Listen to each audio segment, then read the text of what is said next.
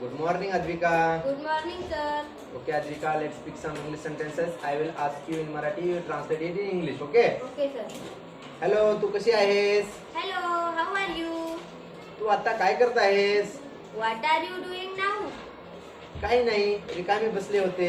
I am just sitting idle. तू उद्या रिकामी आहेस का? Are you free tomorrow? नाही, उद्या मला खूप काम आहे. No, I have work tomorrow. छान, व्हेरी गुड. ठीक आहे, काय अडचण नाही. It's okay, no problem.